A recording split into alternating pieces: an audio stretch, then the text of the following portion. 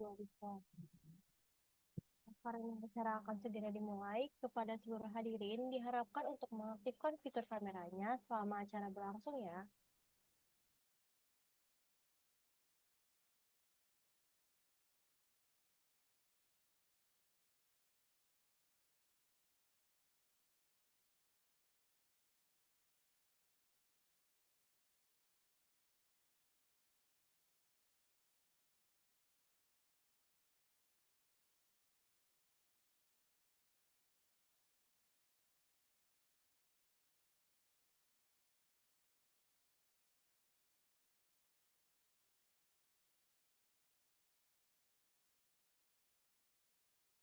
Assalamualaikum warahmatullahi wabarakatuh.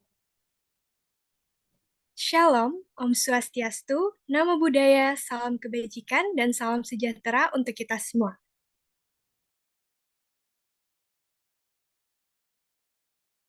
Alhamdulillahirrahmanirrahim.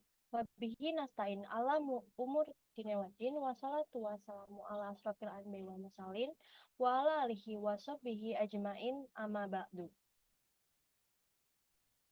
Alhamdulillah, puji dan syukur kita panjatkan kehadiran Tuhan Yang Maha Esa, karena atas berkat rahmat dan karunia-Nya, kita semua dapat berkumpul bersama pada malam yang berbahagia ini. Yang terhormat, Bapak Dr. Agus Wibowo, SPD, SPD, MPD, selaku Kepala Program Studi Pendidikan Ekonomi, sekaligus dosen pengampu mata kuliah Statistika Ekonomi dan Bisnis,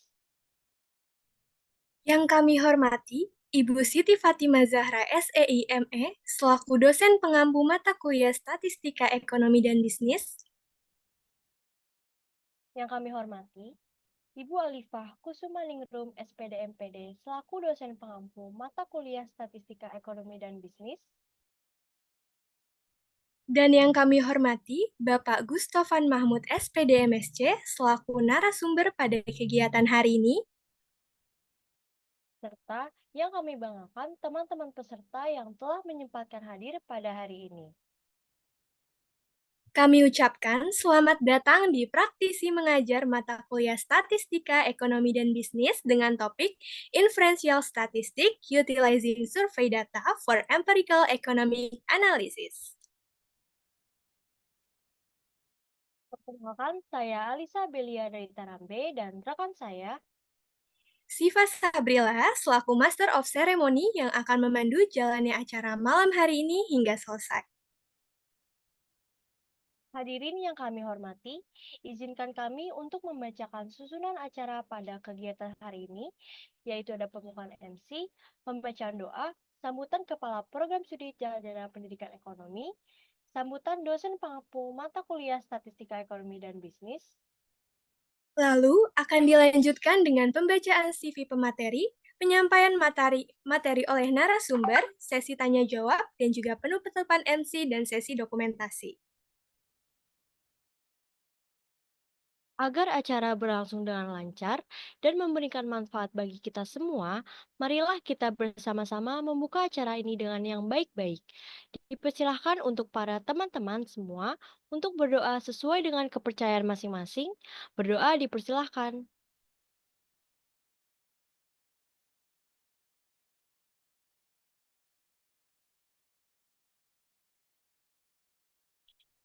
Berdoa dicukupkan untuk hari ini. Amin.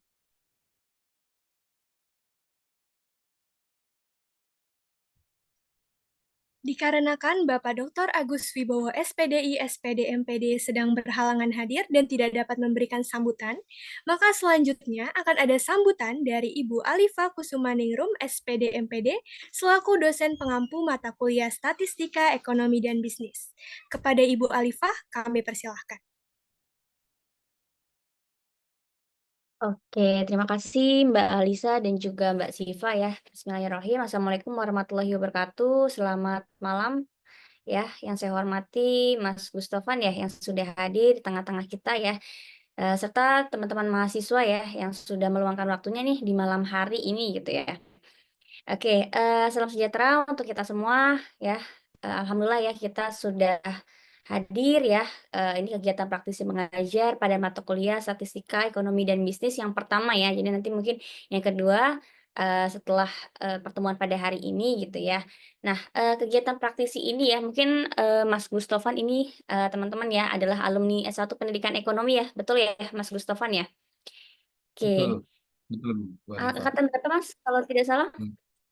Angkatan 2003, ya 2013, Angkatan terusnya 2017. Nah, 2017 ya. Wah, Mas Gustafan juga aktif banget nih teman-teman ya dalam kegiatan prodi ya. Masih banyak membantu prodi waktu akreditasi FIBA-A ya kalau tidak salah Mas Gustafan. Selanjutnya FGD di pendidikan ekonomi juga sering hadir. Terima kasih saya mewakili Pak Agus ya.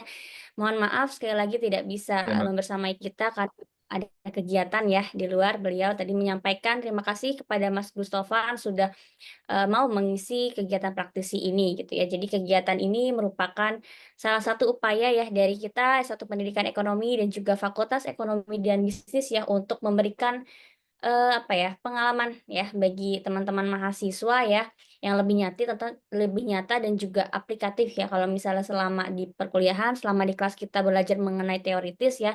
Nah aplikatifnya diharapkan, didapat dari mahasiswa melalui kegiatan praktisi mengajar ini gitu ya. Nanti mungkin selama kurang lebih 2 jam ya teman-teman silahkan yang ingin berdiskusi langsung ya ke Mas Gustofan ya, Mas Gustofan juga senior researcher ya teman-teman ya. Jadi monggo ini kesempatan yang berharga bagi teman-teman untuk, berdiskusi dengan Mas Gustofan. Nanti mungkin Mas Gustofan juga akan sharing-sharing ya terkait dengan riset-riset yang sudah dilakukan oleh Mas Gustofan.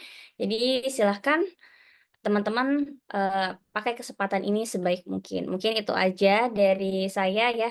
Jadi Mas Gustofan ini angkatan 2023 ya, eee, mereka mendapatkan statistika 2013. ekonomi dan bisnis, ya ya 2023 dan harapannya memang, Pak Oh, ya. Agus, mau ya, pada mata kuliah ini mereka familiar, mereka kenal ya dengan aplikasi-aplikasi, dalam statistika ya. Mungkin kalau sebelum-sebelumnya di angkatan kita waktu itu ya Mas Gustafan, kita di dalam mata kuliah statistika kita tidak belajar tentang aplikasi-aplikasi ya, full hitungan ya kalau dulu kita ya. Jadi memang Ya, harapannya Pak full pakai Agus, jadi Excel. sudah dikenalkan, mahasiswa dengan betul, betul dengan Excel ya kalau dulu ya, harapannya dengan sekarang lebih awal ya mereka sudah, tahu ya, tentang fitur-fitur jadi sehingga ketika, mata kuliah Madlit ya tinggal sudah ada apa ya, sudah ada, eee, apa namanya, pengetahuan mereka ya untuk, meran data dan lain-lain. Jadi tinggal melanjutkan aja nih di Madlit-nya nanti,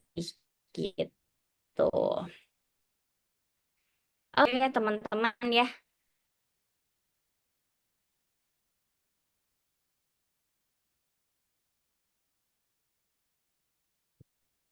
Terima kasih kepada Bu Alifa atas sambutannya yang telah disampaikan. Nah, karena kita sudah membuka acara dengan hal baik dan sudah mendengar sambutan, selanjutnya kita akan masuk ke sesi yang sudah dinantikan sama para peserta di Kasifa, yaitu sesi penyampaian materi oleh Bapak Gustofan Mahmud, SPD MSC. Wah, saya udah gak sabar banget nih Kak Lisa. Apalagi materi kali ini akan sangat bermanfaat bagi mahasiswa yang hadir. Karena pada kesempatan kali ini kita akan membahas mengenai statistika inferensial dan memanfaatkan data untuk analisis ekonomi empiris. Betul banget nih Kak Siva, karena kita harus memahami data survei yang akan bermanfaat ketika kita membuat sebuah penelitian atau skripsi nanti nih Kak. Nah, menarik banget kan materi yang akan dibahas dalam praktisi mengajar kali ini? Saya jadi makin gak sabar nih untuk mendengarkan secara langsung dari pemateri kita.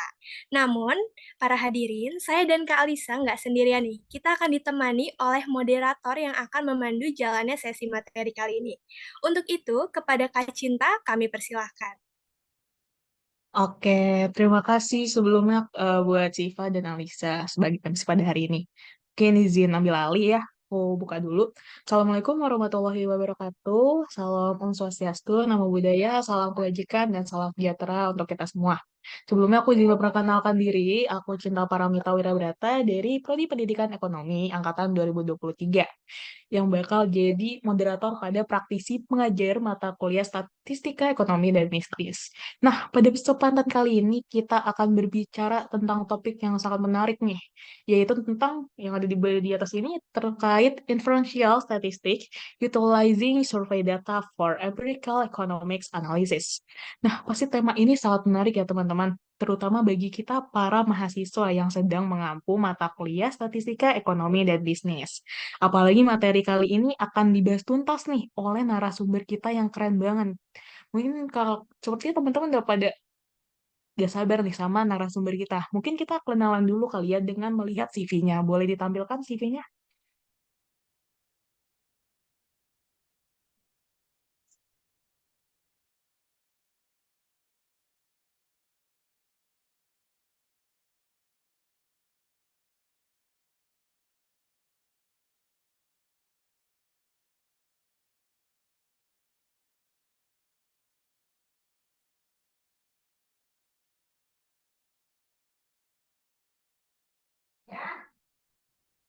Ya mungkin aku ceritakan sedikit aja, mungkin lagi CV-nya sedang macet atau bagaimana.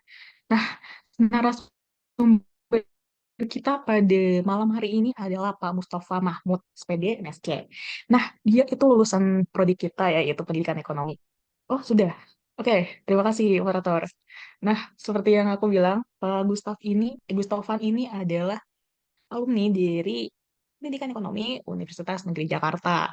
Dan dia lanjut untuk studi di National Taiwan University dengan major Agricultural Economics. Lalu Pak Gustafan ini juga mempublikasi banyak banget nih artikel. Salah duanya itu boleh di scroll ke atas dah. Ya, ada dengan judul Measure in the Total Logistic Cost and the Macro Level, A Study of Indonesia dengan tingkat Scopus Q1, dan juga ada Macroeconomic Determinants of Tax Revenue and Tax Effort in Southeast Asian Countries dengan tingkat Cinta 3. Boleh di scroll? Terus banyak banget ya publikasi dia. Nah, untuk job position sekarang lagi di senior researcher di Pratama Institute of Fiscal Policy and Governance Studies dan menjadi lecturer atau dosen di Swadaya Institute of Communication and Business. Nah, kalau mau lihat di homepage ini banyak banget, ada di Google Scholar, ada di ResearchGate, dan ada di Scopus.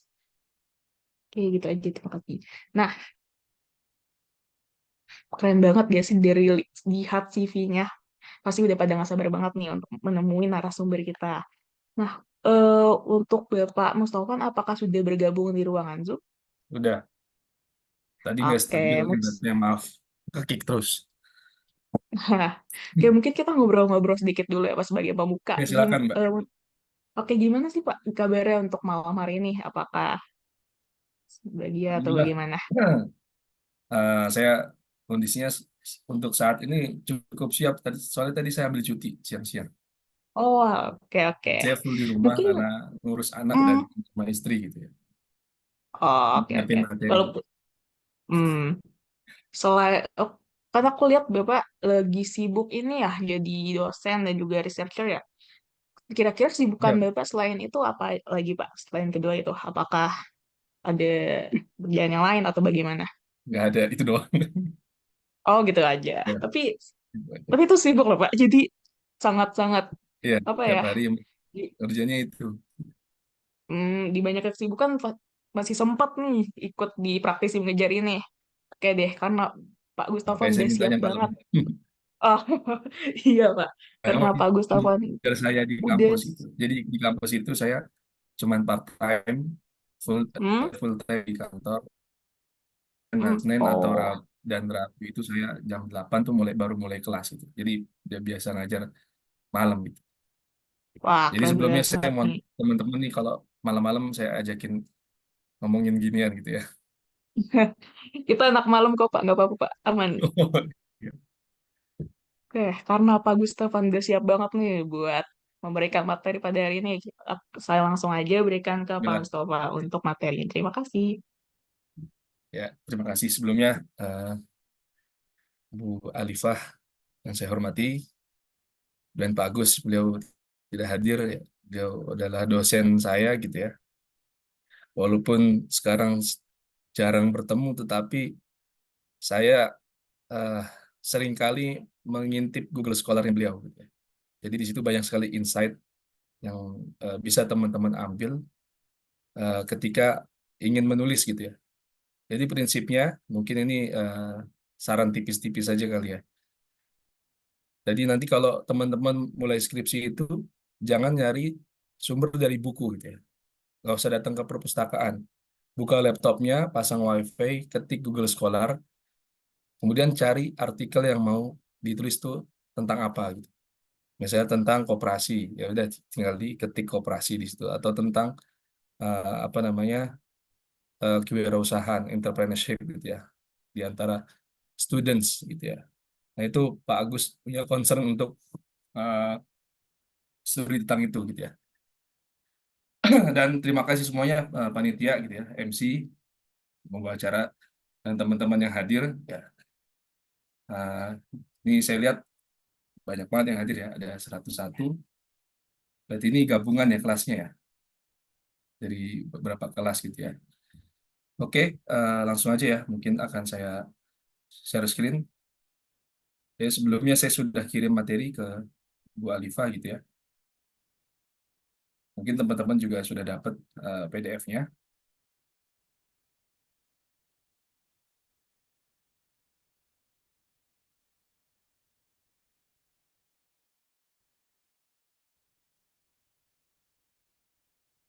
Oke,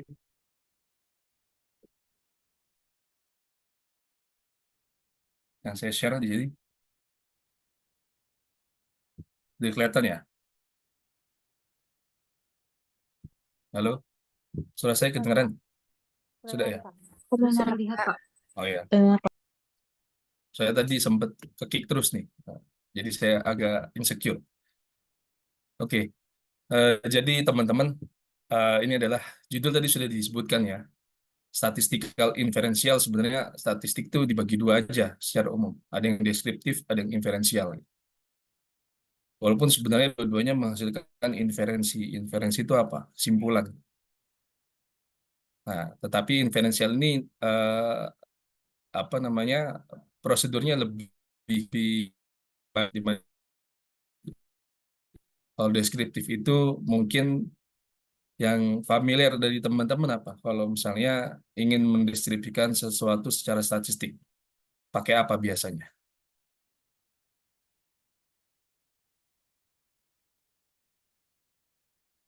Pakai apa biasanya? Tektokan aja nggak apa-apa. Pakai rata-rata gitu kan? Nah, yang jawab. Stata, oh ini softwarenya, oke. Indikator yang digunakan biasanya itu rata-rata gitu ya. Kemudian standar deviasi untuk menginformasikan apakah data yang kita kumpulkan itu memang seperti yang disebutkan oleh rata-rata. Saya kasih contoh sederhana. Ada di dalam bis itu ada anak usia 5 tahun, kemudian ada anak mahasiswa yang usia 25 tahun, kemudian ada anak SMP yang usia 15 tahun. Kalau di rata-rata jadi berapa? Berarti 5 tambah 15, yaitu 20, ditambah 25, ya kan? Yaitu 45 dibagi 3. Ya. Nah, berarti 15, ya kan? 15 tahun. Nah, itu rata-ratanya 15 tahun dari 3 anak. Ya, padahal hanya satu orang di situ yang usianya 15 tahun. Nah, itu namanya deviasi. Anak yang usia 5 tahun deviasi. Ya, berarti selisihnya 5 tahun dikurang 15 itu 10. Nah, itu deviasi. Ya, anak mahasiswa tadi selisihnya 15 sama rata-rata. Ya, berarti 10 tahun. Nah, kemudian selisih-selisih ini diringkas. Itu sebagai standard deviation. Nah, seperti itu ya. Oke, nanti di inferential statistik ini dalam prosesnya nanti memang kita juga perlu menampilkan analisis deskriptif gitu ya. Ya. Oke, kemudian di sini ada titik 2, utilizing survey data for empirical economic analysis. Jadi data yang dipakai. Yang akan kita bahas ini, yang akan kita bahas pada malam hari ini adalah data hasil survei, gitu ya, menggunakan kuesioner. Ya. Oke, nanti dari situ kita olah dengan berbagai langkah gitu ya, sehingga nanti menghasilkan suatu analisis yang empiris, yang bersifat empiris gitu ya. Berdasarkan pengamatan ya yang dilakukan secara objektif. Oke.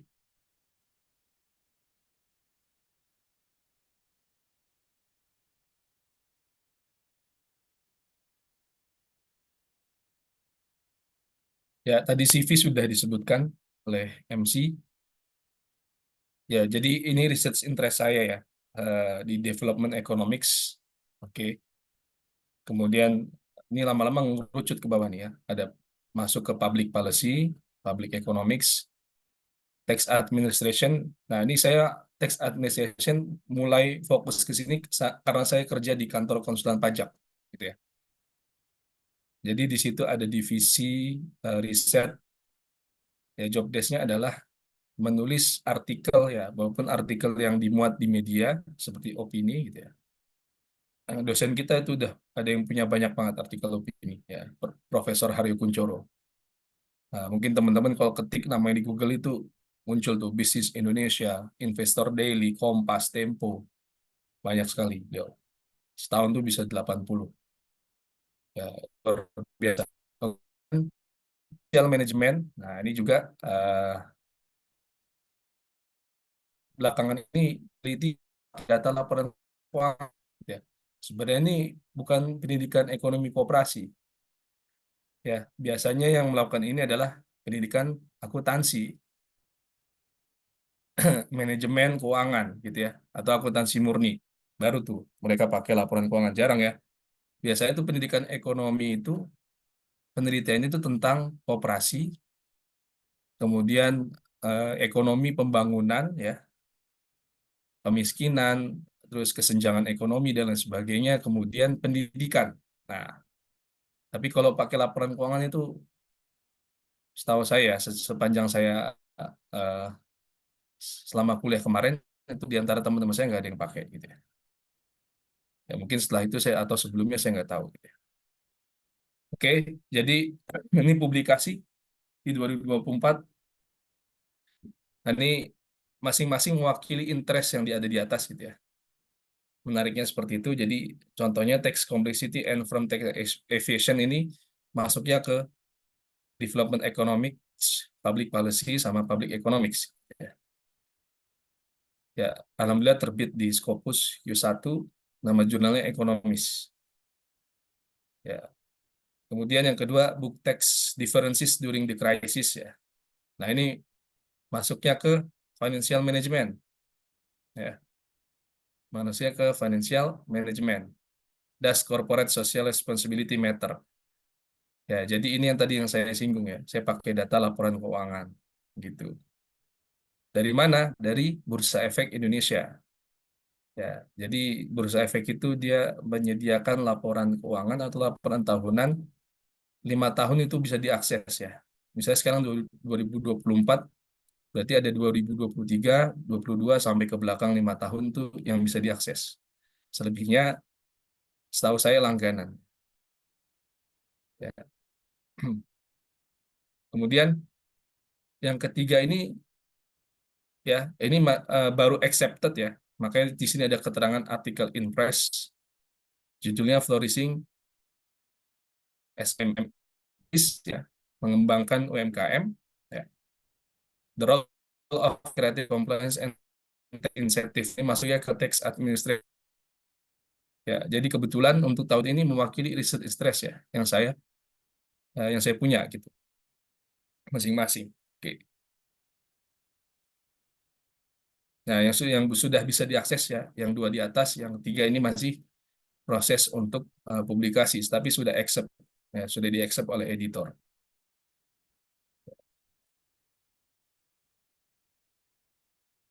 Oke, jadi ini berkenaan dengan mengkuantifikasi sesuatu. Ya, jadi kita buat kuesioner gitu ya. Kemudian eh, kita analisis, tujuannya adalah untuk mengkuantifikasi sesuatu yang abstrak gitu ya. Misalnya motivasi kerja gitu ya, atau semangat belajar siswa. Nah, itu biasanya teman-teman yang ngambil tema penelitian tindakan kelas itu biasanya semangat belajar siswa gitu ya. Atau gaya belajar dan lain sebagainya. Itu semua bisa dikuantifikasi ya dengan adanya instrumen kuesioner gitu. Ya. Ya, itu menjadi data survei. Ya, jadi saya di dalam PPT ini saya mengutip ada namanya Lord Kelvin's dictum ya. Jadi pendapatnya Lord Kelvin. Jadi perkenalan sedikit saja, siapa itu Lord Kelvin? Nah, sebenarnya itu dia nama aslinya William Thomson, fisikawan dari Scotland. Beliau profesor di University of Glasgow. Nah, di situ di kampus itu mengalir namanya Sungai Kelvin. Nah, beliau juga inventor dari ukuran suhu bernama Kelvin, kan ada Rheanmoor, ada Fahrenheit, Celsius. Nah, Kelvin beliau yang menemukan itu gitu ya, sehingga disebut sebagai Kelvin karena memang uh, ada sungai Kelvin yang ikonik ya di kampus tempat beliau menjadi profesor selama kurang lebih 57 tahun gitu ya. Jadi yang beliau katakan di sini adalah when you can measure something that you are speaking about gitu ya, express it in numbers, you know something about it ya. But cannot measure it, when you cannot express it in numbers, your knowledge is of made unsatisfactory kind. Ya. Jadi intinya kalau tidak bisa mengukurnya dengan angka, berarti Anda belum paham sesuatu tentang apa yang Anda katakan. Jadi Anda tidak bisa klaim bahwa Anda benar-benar paham. Itu yang disebut oleh uh, Lord Kelvin. Dan ini menjadi pedoman bagi penelitian, bagi para peneliti kuantitatif dengan pendekatan kuantitatif gitu ya. Nah, contohnya aja nih ada Lars Peter Hansen ya. Beliau itu Nobel laureate ya, pemenang Nobel di bidang ekonomi, mengutip pernyataan ini dalam artikelnya. Jadi saya tahu ini tuh justru ketika baca artikelnya Hansen ya. Karena beliau ini memang apa ya, karyanya beberapa kali saya kutip gitu ya. Ya. Jadi penasaran siapa sih beliau, ternyata luar biasa gitu ya. Jadi profesor dari University of Chicago. Nah, kemudian dia juga mengutipnya bahkan dalam PowerPoint-nya. Ini bisa dilihat ya, ini saya nonton YouTube-nya Peter Hansen dan muncul ya Lord Kelvin's dictum yang juga beliau kutip di artikelnya yang terbit di 2022. Jadi ini penting sekali pernyataan ini, dan saya sebagai peneliti juga yang menggunakan pendekatan kuantitatif merasa termotivasi gitu ya. Merasa termotivasi untuk terus menggunakan pendekatan tersebut. Karena kalau di tempat saya bekerja itu mostly kualitatif ya. Jadi kadang-kadang kita diskusi itu ada gap gitu ya. Ada gap. Nah, kata orang yang kualitatif, kok bisa dari rata-rata median itu bisa menghasilkan sesuatu gitu. Bisa menjelaskan sesuatu hal. Sebenarnya itu justru ingin meringkas gitu ya. Ingin meringkas sesuatu yang sebenarnya apa namanya abstrak gitu ya. Jadi ada dikasih ringkas, nanti kita menyebutnya. Kebanyakan orang suka ini kok. Nah, itu kan udah statistik tuh bahasanya. Kebanyakan orang suka dengan minuman berpengmanis misalnya. Nah, itu kan udah bicara statistik loh. Kenapa bisa bilang most of them atau mostly orang suka minuman yang manis? Ya tentunya berarti kan persentase orang yang suka itu lebih tinggi dibandingkan persentase orang yang nggak suka. Nah, dari situ tentunya nanti ada apa namanya landasan bagi pemerintah gitu ya. Karena minuman berpengmanis ini itu risikonya tinggi untuk kesehatan, Sementara di Indonesia itu masih banyak yang minum. Ya, ya udah, berarti kita harus mengurangi konsumsi tersebut. Bagaimana caranya? Salah satu upayanya adalah cukai untuk minuman berpemanis. Nah, sweetened beverage ya. Nah, itu banyak sekali topiknya di literatur ya. Kalau teman-teman tertarik untuk meneliti tentang itu. Ya, sampai sekarang Indonesia belum menerapkan. Baru apa namanya wacananya doang. Sama kayak pajak karbon. Pajak karbon juga belum terapkan. Diskusinya sudah panjang. Nggak tahu kapan terapkan. Iya ya. Jadi eh, bisa menjadi landasan untuk memangku kebijakan gitu ya. Ya. Jadi bahasa-bahasa statistik yang akan kita pakai nanti ya itu menjadi sangat penting. Karena itu mengukur kualitatif kemudian nanti menghasilkan kebijakan yang sifatnya juga kualitatif. Jadi justru menjembatani gitu ya. Problem yang kualitatif ya dengan adanya statistik itu bisa menjadi jembatan bagi pemangku kebijakan ya, untuk menerapkan kebijakan yang sifatnya pasti kualitatif gitu.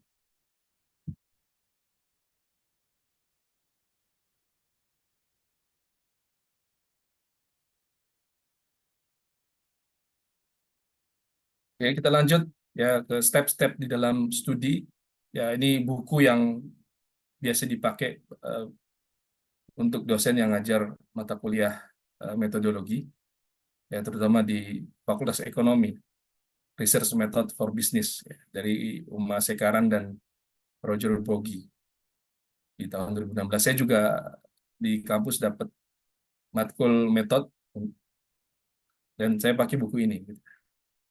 Jadi buku ini menarik. Salah satu yang paling saya berkesan adalah ini sangat membantu bagi kita yang kebingungan, kadang-kadang kebingungan limitasinya itu apa ya. Kan di bagian penelitian itu pasti ada bab terakhir itu konklusi salah satunya adalah memberi apa istilahnya mendisclose limitasi dari studi yang kita lakukan. Nah, di buku ini setiap metode pengambilan sampel itu ada advantage dan disadvantage-nya. Random sampling apa keunggulannya, terus kelemahannya apa, convenience sampling juga kelebihannya apa, kelemahannya apa. Nah, itu bisa menjadi limitasi bagi studi. Misalnya kita ngambil convenience sampling, berarti limitasinya tidak bisa digeneralisasi. Nah, disebutkan dalam buku ini. Nah, itu menjadi limitasi nanti ya di bagian konklusi. Nah, itu biasa diminta ya, terutama di skripsi ya. Di skripsi kan ketat sekali itu apa namanya rangkanya. Kalau di PhD apa ya? Ya nggak tidak ada aku yang ada 5 bab, ada introduction, kemudian ada literature review, kemudian ada metodologi, kemudian results and discussion, dah itu. Di dalamnya ada apa? Ya itu nggak terlalu detail. Tapi kalau skripsi itu harus detail. Jadi nggak bisa disamain ya. Kalau misalnya teman-teman lihat artikel yang terbit di Google Scholar, kemudian bandingin sama skripsinya, karena biasanya dosennya minta variabel-variabel yang mau diuji itu dimasukkan ke judul. Tapi yang ini enggak, Pak. Ya, nggak usah dibandingin karena memang beda gitu ya. Ya, skripsi jadi skripsi, paper jadi paper. Oke, pada saat nulis skripsi, ya udah fokus aja nulis ya. Nanti ketika sudah jadi, silahkan nanti diadaptasi ke paper, kemudian ikuti gaya paper. Gitu. Jadi nggak perlu berdebat hal-hal yang nggak penting dengan dosen pembimbing gitu ya. Atau dosen penguji itu. Justru itu malah istilahnya apa ya, dalam tanda kutip ya quote and quote bunuh diri. Karena yang mungkin lulus atau enggak kan mereka. Jadi pertama tentunya adalah topik gitu ya. Topiknya kita mau nulis apa gitu, itu penting sekali ya. Dan di sini bagian tersulit, bagian awal-awal penulisan itu tersulit ya. Karena dari kertas kosong kita harus nulis yang belum ditulis, yang belum pernah ditulis gitu ya. Walaupun kita punya contekan, kita harus mencari gap gitu ya. Kita harus mencari celah yang penelitian sebelumnya itu belum lakukan. Nah, di sini ada dari sisi praktis ya, kemudian dari sisi literatur.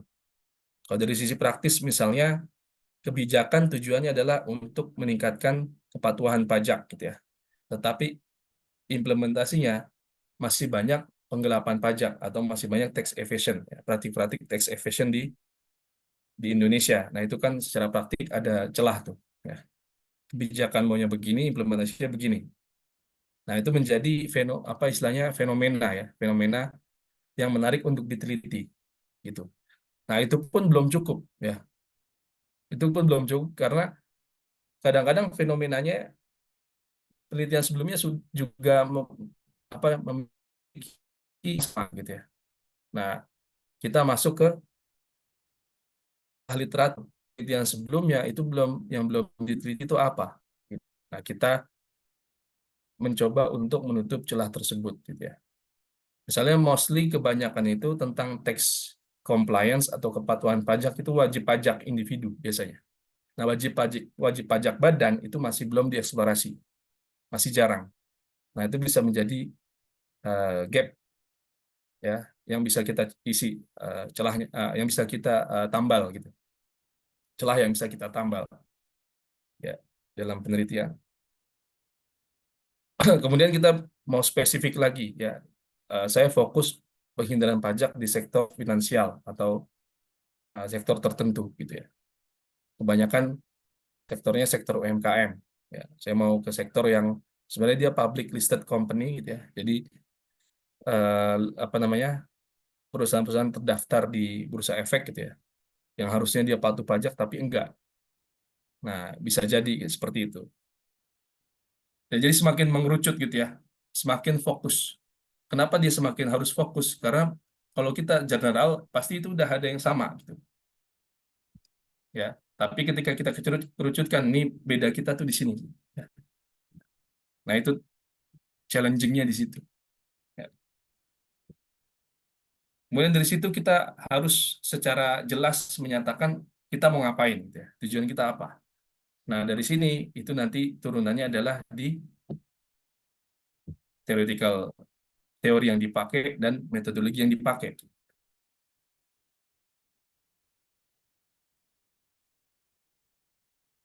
Kemudian dengan tujuan yang hendak kita capai dengan studi, kira-kira kontribusinya apa yang bisa diberikan. Seperti itu. Nah, tentunya tadi sudah saya singgung, selanjutnya adalah teori yang ingin dipakai apa, ya. Dan dari sini kita akan merumuskan hipotesis, gitu ya. Merumuskan hipotesis. Nah, ini masuk ke bagian yaitu pemilihan sampel, ya, operasi variabel karena ini nanti akan untuk pembuatan kuesioner, ya, atau survei. Ya, kemudian model estimasinya bagaimana, gitu ya. Dan presentasi hasil penelitian. Oke, lanjut ya. Jadi ada istilah namanya robustness check atau menguji ketahanan hasil. Ya, mostly teman-teman yang skripsi itu regresinya tuh sekali ngelakuin ya. Jadi maksudnya gini, ngumpulin 5 variabel, 4X, 1Y, kemudian diregresi sekali doang. Habis itu diinterpretasi hasilnya, langsung di discussion, langsung disimpulkan. Nah, kalau di paper itu ada steps namanya robustness check ya. Jadi setelah kita menemukan baseline result ya, jadi hasil utama atau hasil awal kita dengan metode yang utama gitu ya. Kemudian kita harus melakukan beberapa spesifikasi ya, melakukan beberapa modifikasi di dalam model. Ya, jadi nggak cuma pakai satu model ya, macam-macam nanti modelnya gitu. Nah, jadi model yang alternatif itu digunakan untuk menentukan apakah kesimpulannya sama. Misalnya kita pakai OLS, ordinary least square, ternyata hubungannya positif gitu ya dan signifikan. Kemudian itu harus dicurigai itu bisa jadi itu nggak konsisten kalau kita pakai model yang lain atau pakai subsampel yang lain ya. Jadi dibagi sampelnya misalnya kita fokus misalnya analisis lintas negara gitu ya. Kemudian kita bagi sampel berdasarkan negara berkembang dan negara maju, gitu ya. Nah, kita analisis lagi tuh, apakah hasilnya tetap konsisten. Nah, itu bagian dari pemeriksaan ketahanan atau robustness check, gitu ya. Dan terakhir tentunya pembahasan dan konklusi. Oke. Nah, jadi apa yang akan kita diskusikan malam ini, ya, yaitu saya ingin fokus diskusi malam ini berkaitan dengan paper yang 2023. Ya, kenapa? Karena paper ini kan data gitu ya. Jadi lebih apa istilahnya ya? Akan lebih eh, familiar ya, atau lebih asik untuk didiskusikan. Kalau tahu-tahu data panel atau data-data lainnya eh, lebih sulit ya, ya, untuk apa namanya, diimplementasikan oleh teman-teman dalam waktu dekat, gitu ya. Tapi kalau pakai survei itu bisa-bisa aja gitu. Ya. Ya, jadi paper ini publish di 2003 dan alhamdulillah eh, yang citasi lumayan ya, ada 23 gitu ya, untuk paper yang baru terbit di 2023 gitu ya. Ya, terbit di Q1, nama jurnalnya Informatics. Ya, jadi jurnal ini juga memiliki scope tentang elektronik sistem gitu ya. Jadi masih berkaitan temanya sama nama jurnal. Tujuan dari makalah ini adalah untuk mengeksplorasi how text digitalization influence text compliant intention among certified tax consultants in Indonesia, untuk mengeksplorasi bagaimana digitalisasi pajak ya mempengaruhi niat kepatuhan pajak di antara konsultan-konsultan pajak yang bersertifikat di Indonesia. Nah, jadi fokus respondennya atau populasinya adalah konsultan pajak. Mereka juga pembayar pajak ya, cuma mereka memiliki kelebihan di knowledge gitu ya. Dari mana dapatnya? Ya, dari sekolah ya. Ada sekolah khusus namanya administrasi fiskal atau administrasi pajak ya, di Brawijaya, di UI itu udah ada. Bahkan di UI itu ada namanya Fakultas Ilmu Administrasi. Nah, kebetulan kok autor Pranto Budi Saptono, beliau ini merupakan dosen di Fakultas Administrasi UI ya. Itu. Jadi makanya temanya kita ambil tentang uh, administrasi pajak digital. Oke. Nah, jadi kita fokus sampelnya ke konsultan pajak. Nanti akan dijelaskan ya pada slide selanjutnya kenapa kita fokus ke sini. Kemudian teori yang dipakai adalah Dellon and McLean Information System Success Model, atau disingkat dengan DNM model. Nanti untuk selanjutnya akan disebut sebagai DNM model. Ada 11 hipotesis yang dikembangkan. Tadi populasinya adalah Indonesian Tax Consultants. Teknik sampling yang digunakan adalah convenient sampling. Kemudian untuk ukuran sampel kita mengacu pada Kerji and Morgan's table. Instrumen untuk memperoleh data kita pakai kuesioner yang disebar secara online ya, lewat WA, lewat LinkedIn, dan lain sebagainya. Kemudian teknik analisisnya adalah OLS, tentunya ada ya, dan di sini yang saya tulis adalah yang yang di highlight tentunya, yaitu hierarchical regression dan Baron and Canis procedure ya. Software yang digunakan SPSS ya. Ya, insya Allah untuk next session kita coba untuk berkenalan dengan SPSS gitu ya.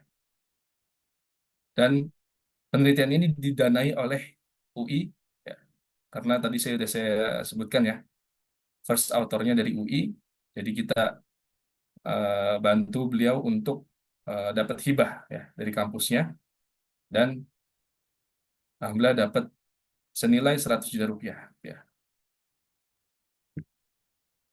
Nah, ini untuk apa? Untuk biaya publikasi. Biaya publikasi di MDPI, ya, ini kan publisher MDPI, itu sekitar 25 juta, ya, 30 juta, 25 sampai 30 juta. Ya, jadi mahal ya untuk publikasi harus bayar segitu. Tetapi banyak jurnal eh, gratis juga banyak gitu ya. Karena ada yang skemanya lah. Ya, oke. Jadi backgroundnya apa ya? Background dari studi ini sehingga kita tertarik untuk meneliti hubungan antara e-tax system dan kepatuhan pajak gitu ya. Jadi pertama adalah di Directorate General of Taxes atau DGT, ya. Kalau di Indonesia disingkat sebagai DJP ya, Direktorat Jenderal Pajak, ya, memperkenalkan ya e-filing dan e-form. Ya. Tujuannya adalah untuk memudahkan atau merampingkan proses di dalam pemenuhan kewajiban perpajakan. Ya. Jadi walaupun terutama bagi yang pekerja yang gajinya di atas PTKP itu biasanya sudah dipotong sama perusahaan. Nah, tetapi itu belum cukup karena wajib pajaknya itu harus lapor, ya, harus lapor SPT namanya. Nah, itu bisa dilakukan dengan cara datang ke KPP. Nah, tetapi sekarang ada e-filing dan e-form. Ya. Sebenarnya ini barang lama ya. E-filing dan e-form itu sekitar 2007 tuh inisiasinya sudah ada. Ya. Tapi masih layak untuk dianalisis ya. Karena sampai sekarang masih dipakai faktanya, gitu ya. Masih dipakai faktanya. Dan terus berkembang. Nah, oke. Jadi dilaporkan secara online sekarang. Tidak harus datang ke KPP. Walaupun orang-orang yang bertugas di KPP itu tetap melayani mereka yang maunya manual. Ya. Karena nggak semua orang itu bisa catch up dengan perkembangan teknologi, kan gitu ya. Terutama yang UMKM itu biasanya maunya datang ke kantor pajak, ya. Bukan lewat online kayak gini. Gitu. Ya, jadi e-filing itu online and real time, ya. Jadi full online, tetapi e-form itu kombinasi antara online dan offline, gitu ya. Jadi formnya itu diisi dulu di PDF, kemudian di-upload online. Tapi kalau e-filing itu ada platformnya tersendiri. Tinggal isi data di situ, kemudian these two digital services has been widely used, ya, digunakan secara luas. Kita bisa lihat datanya di sini. Misalnya di 2022 bulan Maret, yang lapor SPT itu sekitar 5.900.000. Nah, 5.300.000 diantaranya itu menggunakan e-filing. Kemudian 294.000 atau sekitar 5% menggunakan e-form, dan sisanya yaitu sekitar 5% ya mengisi manual dengan cara datang ke kantor pajak, gitu ya. Jadi kemudahan yang diberikan oleh dua layanan digital pajak ini itu diharapkan dapat meningkatkan pelaporan SPT, gitu ya. Nah, pelaporan SPT ini menjadi indikasi bahwa wajib pajak itu patuh. Nah, tadi sudah saya sebutkan, walaupun kita yang gajinya di atas PTKP ini dipotong oleh perusahaan, tapi kita tetap harus lapor. Nah, karena barangkali kita tidak hanya bekerja di satu perusahaan tersebut, atau income yang kita punya tidak hanya dari situ. Nah, itu harus dilaporkan juga. Nah, kadang-kadang itu under report. Nah, itu yang menunjukkan adanya ketidakpatuhan. Oke. Nah, dengan adanya e-filing dan e-form itu mendorong orang untuk lebih mudah di dalam melapor tadi, ya, sehingga meningkatkan kepatuhan. Nah, jadi di sini kita tertarik untuk meneliti apakah atau memvalidasi secara empiris ya ekspektasi ini, ya, sehingga judul paper kita tadi The Quality of e-tax System and Tax Compliant Intention. Nah, seperti itu. Oke. Untuk theoretical framework yang kita pakai, kita menggunakan uh, Dallon and McLean model atau DNM model. Jadi gagasannya di sini adalah yang pertama atau yang paling penting, perspektif pengguna di dalam menggunakan sistem informasi apapun ya, ada e-governance atau bahkan mobile banking ya, m-banking dan lain sebagainya ya. Intinya aplikasi atau platform-platform digital ya. Nah, jadi perspektif pengguna terhadap digital barang-barang digital tadi itu menjadi determinan penting di dalam mengukur kesuksesan suatu platform atau aplikasi. Nah, dari sini beberapa kerangka konseptual itu dibentuk atau dikembangkan, gitu ya. Nah, yang paling populer adalah DNM model. Nah, kalau kita lihat di sini papernya yang terbit di 2023, The Dallon and McLean Model of Information System Success, a 10-year update ya. Karena sebelumnya mereka sudah publikasi di 1992 ya. Kemudian diupdate 10 tahun kemudian di 2003. Dan sekarang posisinya paper ini sudah digitasi oleh 19.200 paper. Banyak banget ini. Nah, kita bandingkan dengan kerangka yang lain. Contohnya Davis. Ya. Davis dengan teknologi acceptance modelnya itu karyanya disitasi sebanyak 13.000 citasi. Ya. Jadi jauh lebih banyak DNM model, makanya kita tertarik untuk menggunakan model ini dalam menganalisis ya, apakah digitalisasi pajak itu dapat meningkatkan kepatuhan pajak. Nah, ini adalah modelnya. Kita lihat di sini. Ya. Nah, di sini yang menarik modelnya di sini adalah kebanyakan model-model yang mengukur kesuksesan suatu aplikasi atau suatu platform itu dia mentoknya di niat di dalam menggunakan ya atau ya itu ya bukan hanya niat tapi penggunaan yang sebenarnya ya sampai pada penggunaan. Jadi dengan faktor-faktor yang ada mereka mau menggunakan nggak? Nah itu doang biasanya. Nah di dalam DNM model ada lanjutan. Ada benefitnya nggak? Ya, yang dirasakan oleh para. Nah ini itu outcome oriented. Ya. Nah ini yang kita adaptasi net benefits ini menjadi kepatuhan pajak. Karena tujuan dari pengadaan e-filing dan e-form tadi adalah untuk meningkatkan apa namanya kemudahan di dalam pelaporan SPT sehingga meningkatkan kepatuhan pajak wajib pajak individu gitu ya. Nah, jadi model ini menjadi sangat cocok ya untuk analisis yang akan saya lakukan pada saat itu.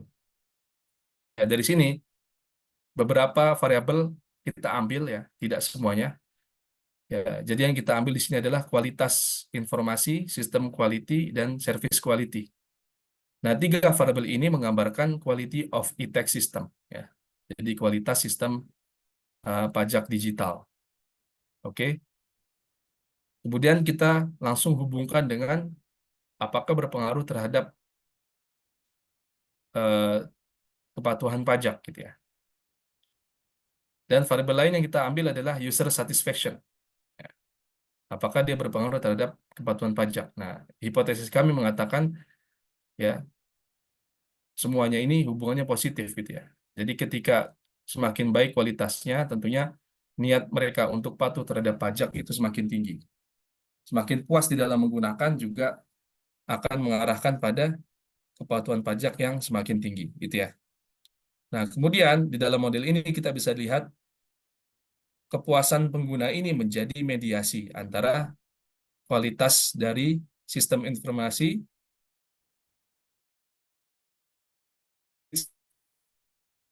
Nah, jadi di sini kita hipotesiskan bahwa kepuasan jadi mediasi antara quality of e-tax system dan tax compliant intention. Kenapa ini nggak dipakai ya? Karena kita fokus ke users gitu ya, bukan ke user, ke apa namanya tax consultant atau konsultan pajak yang mereka itu sudah pasti pakai ini ya. Cuman masalahnya mereka itu dengan menggunakan ini jadi lebih patuh atau enggak gitu ya. Nah, itu yang akan kita teliti. Kalau mereka patuh ya patuh karena memang harus wajib lapor gitu ya. Wajib lapor pajak kalau konsultan.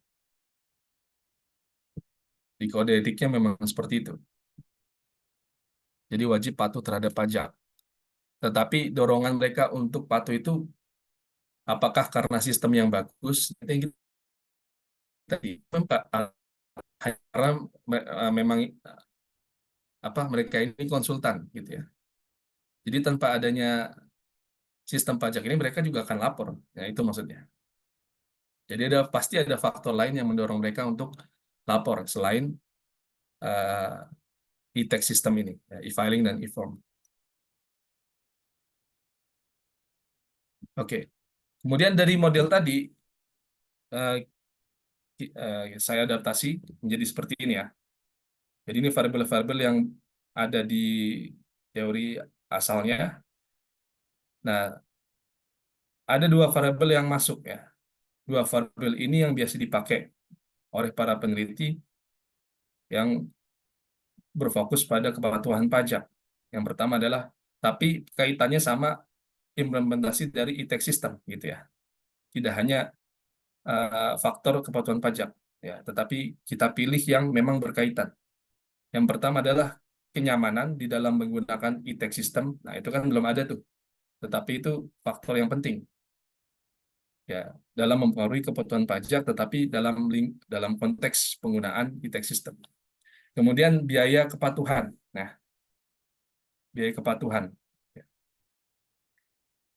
Biaya kepatuhan itu terkait apa namanya biaya yang dikeluarkan selain untuk membayar pajak, gitu ya. Biaya-biaya administrasi, biaya pengumpulan informasi, kemudian waktu makan itu menjadi indikator dari compliance cost. Itu tinggal klik itu kan lebih mudah ya. Tidak ada biaya lain yang perlu dikeluarkan. Ya, sama kalau kita bayar pajak apa namanya BPKB ya. Kalau bayar perpanjang BPK ya perpanjang STNK misalnya gitu ya. STNK motor itu dari kalau kita aja bisa gitu ya, di rumah ya. Tinggal upload dokumen udah selesai gitu ya. Nggak perlu datang ke Samsat dan lain sebagainya. Itu kan ada biaya yang harus dikeluarkan sebelum kita membayar pajak. Nah, itu disebut sebagai compliance cost ya. Kalau kaitannya dengan proses kepatuhan ya. Nah, di sini kita lihat bahwa hubungannya semua positif diekspektasikan. Ya, dan untuk yang garis-garis putus ini menggambarkan efek mediasi.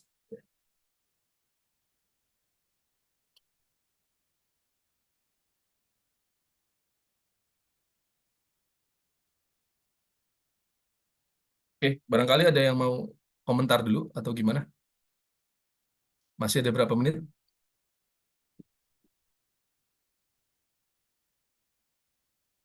Halo?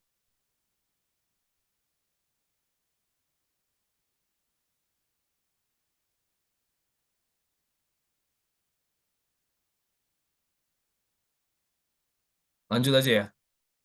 Lanjut aja, Pak. Oke, lanjut ya. Ya, lanjut. Jadi setelah kita menentukan variabel mana saja yang terlibat, nah itu kan nanti arahnya untuk pembuatan kuesioner tuh. Kemudian langkah selanjutnya adalah kita menentukan populasinya mana gitu ya. Setelah itu berapa sampel yang kita tarik dan metodenya apa. Nah, itu terangkum di dalam prosedur pengambilan sampel. Nah, di sini populasinya itu ada 6.307 ya. Certified Tax Advisor Indonesia ya, atau tax konsultan sama aja ya. Istilahnya sama aja. Ada sekitar 6.307 di mana? Dari Sikop ya. Ini kalau teman-teman klik sekarang itu sudah nambah ya. Nambah jadi 1.000 sekian.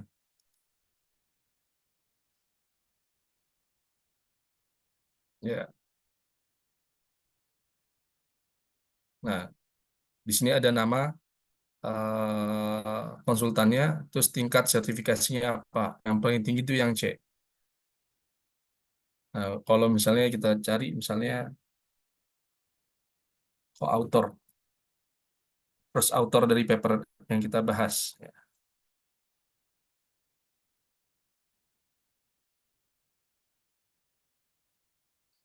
Nah, beliau juga C gitu ya, paling tinggi.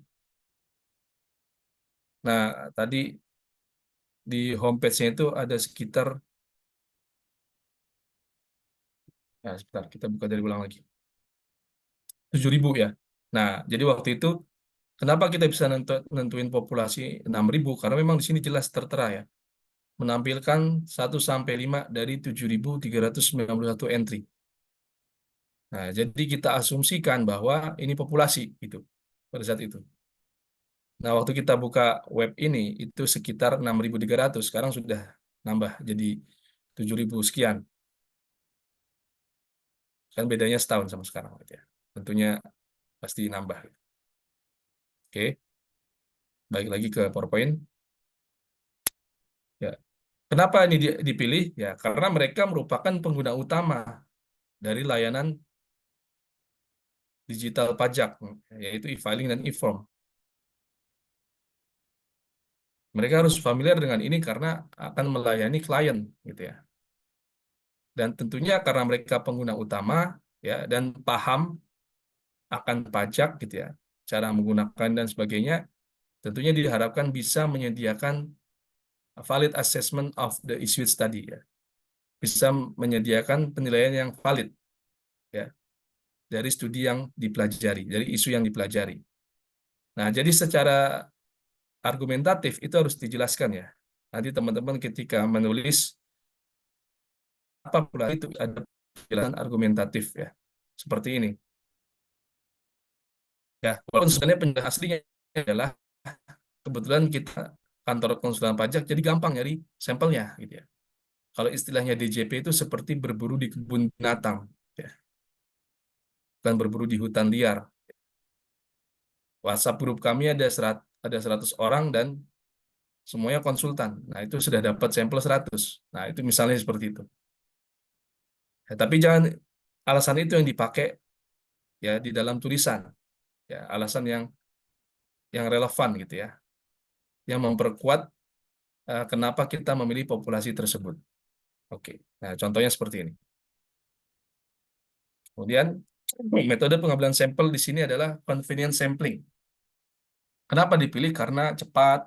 Nah, ini berdasarkan bukunya Sekaran and Bugi yang tadi saya tampilkan. Kemudian ya, tapi kelemahannya adalah tidak bisa digeneralisir. Jadi convenience sampling itu analoginya gini. Ketika kalian pegang kuesioner, itu kalian bisa sebar kemana aja. Nah, itu metode sampling convenience. Nah, itu analogi seperti itu. Kalian lagi pegang kuesioner nih, 10 lembar. Setiap orang yang kalian temuin, itu bisa kalian kasih. Nanti setelah dapat responnya, itu kan di bagian pertama biasanya profiling tuh. Namanya siapa, terus apa namanya, pekerjaannya apa, umurnya berapa, pendidikannya apa gitu ya. Nah, dari situ baru kita teman-teman pilih itu mana yang bisa dipakai untuk penelitian ya sesuai dengan karakteristik yang sudah ditetapkan. Ya, seperti itu. Jadi kita pilih confidence sampling, tetapi resikonya adalah tidak bisa digeneralisasi. Ya, nah kebetulan waktu kita mau nyebar ini itu masih ada restriction dari ya. Jadi kita sebar secara online di mana di WhatsApp ya, di grup WhatsApp. Jadi ada Ikatan Konsultan Pajak Indonesia itu ada grup di situ, grup WhatsApp. Nah, kita sebar di situ termasuk grup WhatsApp kantor kita gitu ya. Twitter dan LinkedIn. Nah, prosesnya dari 23 September sampai 26 Oktober. Hasilnya ada 607 font. Ya, setelah kita sebar tadi, ada masuk ke Excel kan kalau pakai Google Form itu kan masuknya ke Excel ya. Jadi sudah sudah terintegrasi ke Excel. Nah, ketika Excelnya kita download gitu ya. Nah, seperti ini. Saya bocorin dikit Excelnya. Nah, kelihatan ya. Nah, ini 23 September 2022. Nah, gitu. Nah, ini profiling gitu ya. Profiling. Kemudian ini variabel-variabelnya. Jadi ada dua section. Yang pertama profiling. Yang ditanyain apa? Jenis kelamin, usia, pendidikan terakhir, tingkat izin sertifikat, izin praktik, ya, konsulan pajak. Ini kelihatan ya Excelnya ya? Kelihatan nggak? Kelihatan Pak. Iya Pak. Ya. Nah, kalau satu berarti masih tingkatnya masih A, kalau dua B, 3C gitu. Oke, gitu ya. Lanjut. Nah, jadi ini di-generate secara otomatis dari Google Form seperti ini. Nah, itu nanti bisa kita filter kan di sini ada data filter ya. Sesuai dengan yang kita inginkan. Mana sih tadi? Baik lagi.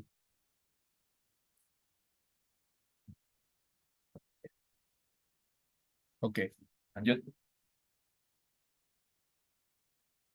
Nah, total ada 676 respon. Nah, 650 respon itu valid untuk pengguna e-filing ya. Karena kita meneliti dua platform ya, dua layanan digital. Yang kedua yaitu 492 jawaban yang valid ya untuk pengguna e-form. Ya. Yang valid ini kenapa? Ya, karena mereka bukan konsultan atau mereka bukan pengguna. Nah, kenapa bisa begitu? Tadi katanya kalau konsultan pasti pakai. Masalahnya kadang-kadang dia ngekliknya bisa jadi salah. Dia persepsinya kayak gue jarang pakai dah gitu ya. Gue lebih fokus ke yang itu di form. Ya kita exclude aja. Apapun dia ngisi itu, faktanya dia tidak menggunakan ya mau nggak mau harus kita exclude gitu ya.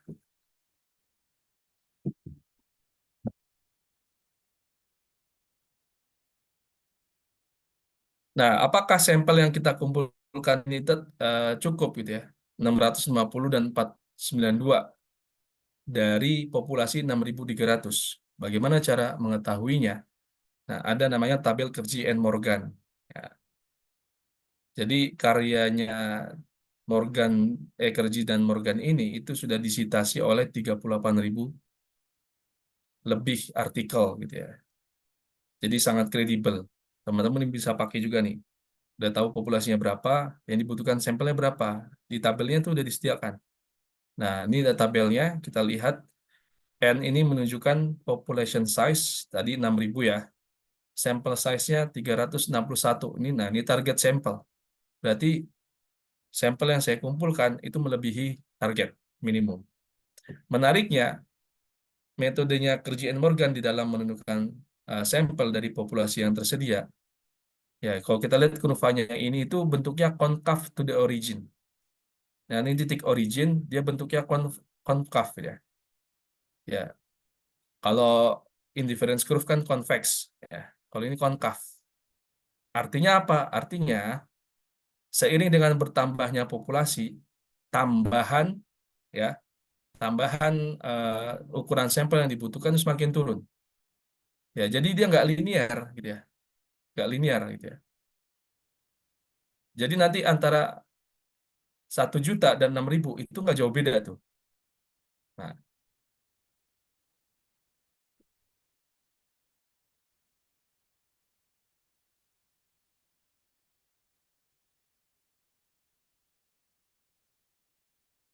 ya, law of diminishing marginal sample size gitu ya. Law of diminishing required marginal sample size. Ya, jadi hukum tambahan kebutuhan sampel yang semakin lama semakin berkurang. Itu mikro ya. Nah, ini kuesionernya ya. Kuesionernya sifatnya jawaban tertutup. Tidak ada open question di sini. Walaupun kalau teman-teman mau ada yang open question ya silahkan ya. Yang penting jelas kenapa ada open question, harus ada argumentasinya. Bahkan yang untuk close response saja ini saya argumentasinya adalah untuk mengcapture average scores of each item. Ya, mau nggak mau kalau kita menentukan rata-rata ya kita harus data yang kita kumpulkan harus data kuantitatif ya, harus angka bentuknya. Kalau open question kan tuh bentuknya paragraf ya, nggak bisa kita rata-rata. Ya, kemudian ada 2 section di sini, yaitu respondent profiling. Ya, ada gender tadi ya, age, education, certification level, work experience ya. Jadi dia jadi konsulan pajak itu udah berapa tahun gitu.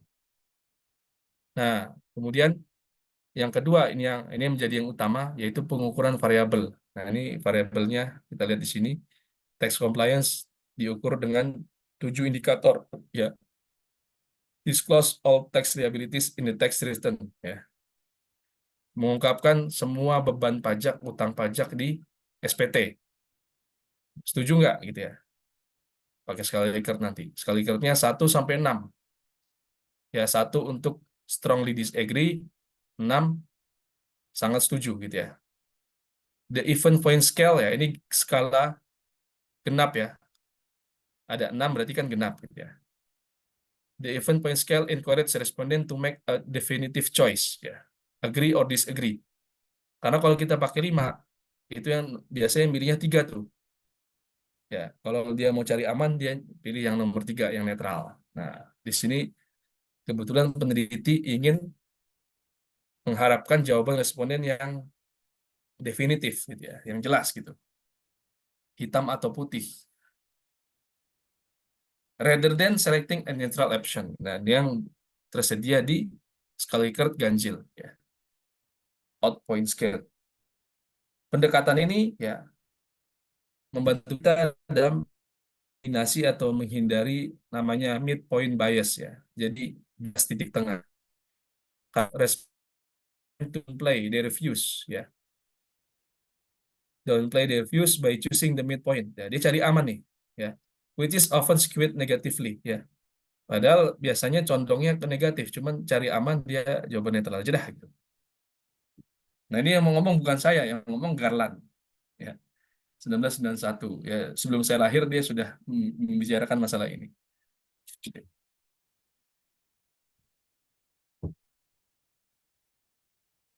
Nah, ini ketika kita mendistribusikan kuesioner ya, ini contoh WA-nya ya.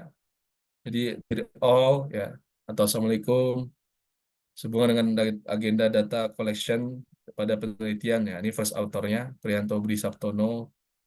Nah, ini grup ini kantor kita ya.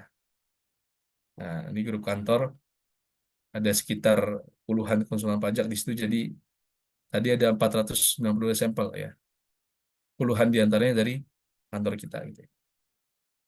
Waduh, 15 menit lagi. Tak terasa. Nah, perlu diperhatikan beberapa etik di dalam menyebarkan kuesioner ya. Nah, pertama responden dia harus benar-benar tahu nih tujuan studinya apa. Kasih tahu. Jadi kalau diklik waktu itu ini ada penjelasan di Google Form. Studi ini tentang apa, ngapain tujuannya. Gitu. Kemudian personal information itu harus dirahasiakan. Makanya pas saya tadi nampilin Excel itu namanya saya hide. Gitu ya. Contohnya gitu. Tidak ada paksaan. Jadi nggak boleh paksa tuh. Ya. Ayo Pak, tolong Pak, isi Pak, saya butuh 400 sampel Pak. Ah, nggak boleh tuh. Ya udah, sebar aja, serah mau isi apa enggak. Ya, kemudian harus dianalisis, ya, tidak ada manipulasi di sini. Dianalisis apa adanya.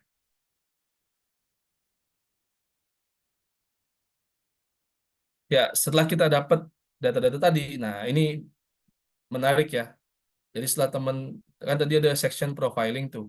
Nah, teman-teman tuh bisa menampilkan tabel seperti ini. Ya, jadi dari e-filing tadi itu ada sekitar 650 ya. 650 respon itu ya perempuan berapa, yang laki-laki berapa.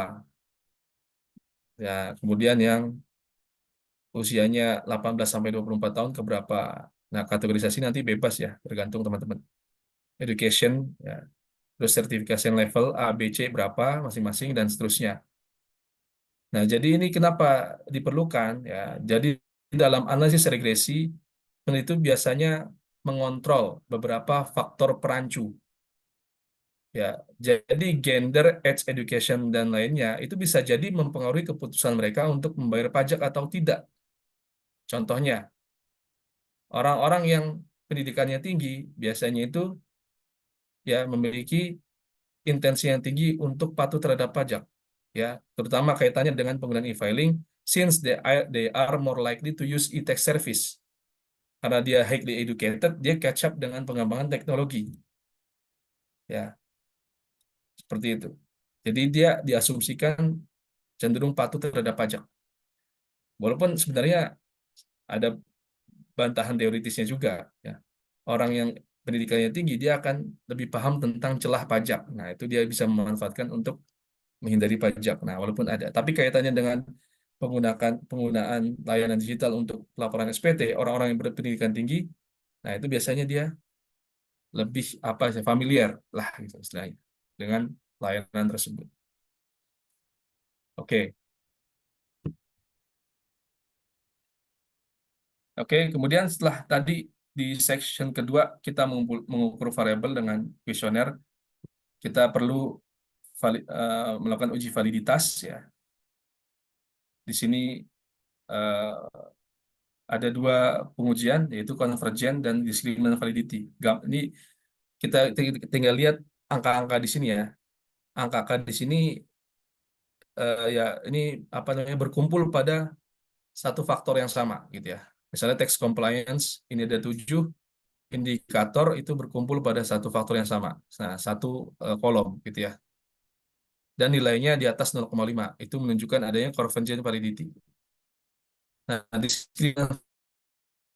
sini misalnya TC5 ternyata dia ada yang di atas 0,5 tapi di kolom lain. Nah, itu tidak diskriminan validity itu.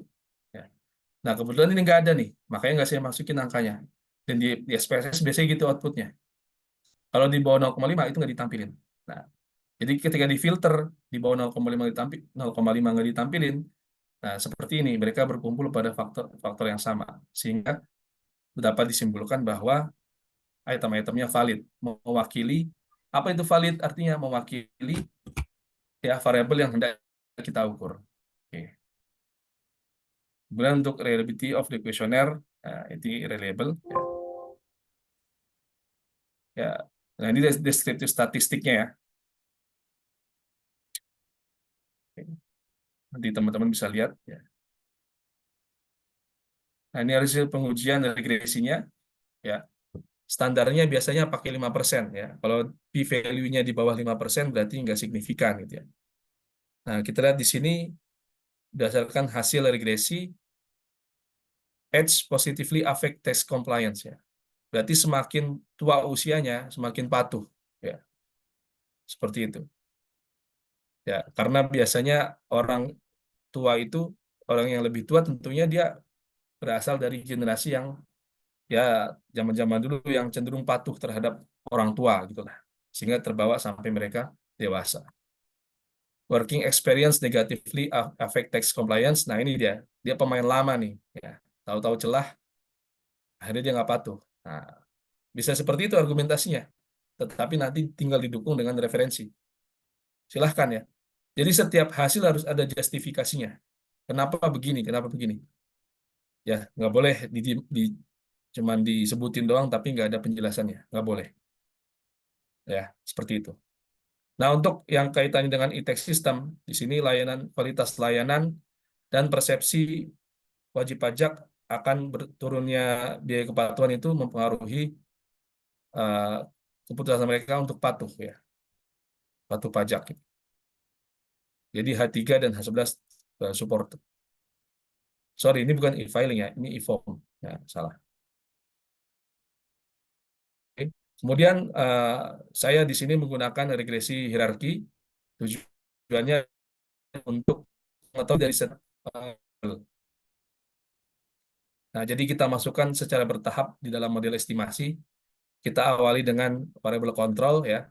Kemudian variabel-variabel lainnya yang fokus ke e-tax system ya. Di sini ada 3 variabel kualitas ya, kemudian convenience, compliance cost ya, persepsi turunnya biaya kepatuhan dan kepuasan pengguna terhadap e-tax system. Nah, kita lihat di sini ya, ini bacanya adalah kita lihat R-square change-nya. Fokus ke sini aja. Jadi kontrol variable tadi ada usia, ada pendidikan, ada gender, itu berkontribusi 2,2% di dalam menjelaskan keputusan mereka wajib pajak untuk patuh ya.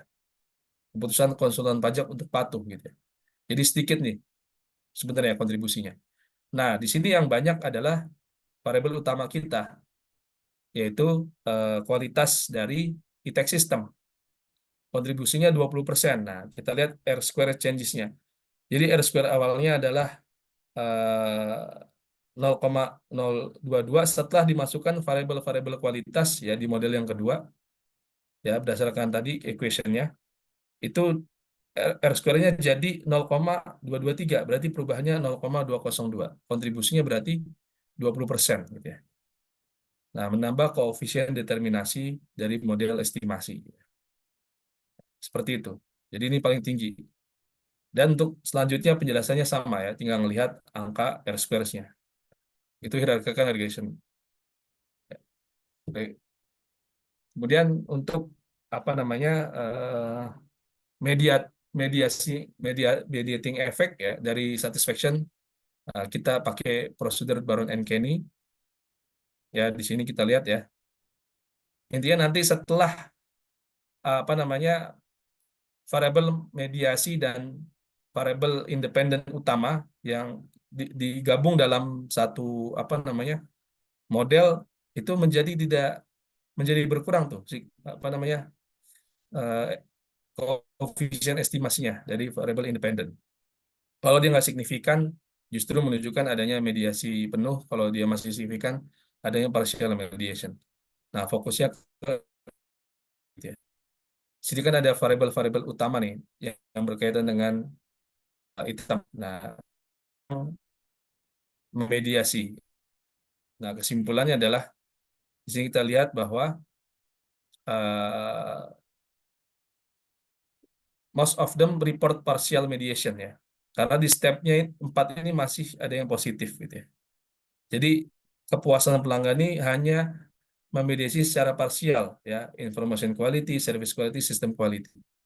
Ya, tetapi ada satu yang full mediation yaitu sistem quality terhadap tax compliance di antara pengguna e-filing. Ya, karena dia di step 4 dia dampaknya sudah tidak signifikan.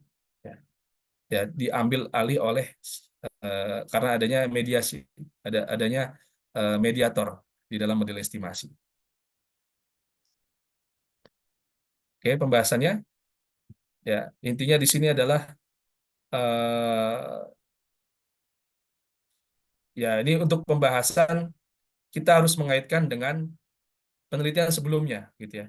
Kalau kita menemukan misalnya e-filing service ya service quality is a significant predictor ya of tax compliance intention among tax professionals. Nah, consistent with previous research. Nah, dikaitkan dengan penelitian sebelumnya. Ya, yang lain juga begitu ya. Hasil-hasil yang kita state kita kaitkan dengan penelitian sebelumnya di bagian discussion. Nah, kemudian terakhir kita harus menyorot ya hasil penelitian kita itu kontribusinya apa secara teoritis. Nah, tadi sudah saya singgul ya, kebanyakan yang meneliti tentang e-government system itu hanya sampai pada kepuasan pelanggan dan keputusannya untuk menggunakan atau tidak. Nah, tetapi kita di sini lebih ke benefitnya, ya outcome yang dihasilkan setelah menggunakan, yaitu apakah mereka patuh atau enggak. Nah, itu kontribusinya. Untuk praktikalnya di sini terkait dengan adanya pengembangan e-filing itu sendiri dan monitoring dan evaluasi di dalam pelaksanaannya, gitu ya. Contohnya harus meng-hire staff yang berskill, yang punya keahlian IT untuk maintenance dan mendevelop, gitu ya. Nah, di sini pembentukan BPN ya, Badan Penerimaan Negara itu menjadi relevan. Ya, karena waktu itu saya pernah ikut seminar, ada salah satu ide dari pematerinya ya apa namanya Kementerian Keuangan apa itu dipisah dengan keuangan ya. Jadi harus dibentuk sendiri namanya Badan Penerimaan Negara atau istilah ilmiahnya Semi Autonomous Revenue Authority ya. Nah, di situ skema perekrutannya jangan sama kayak PNS ya.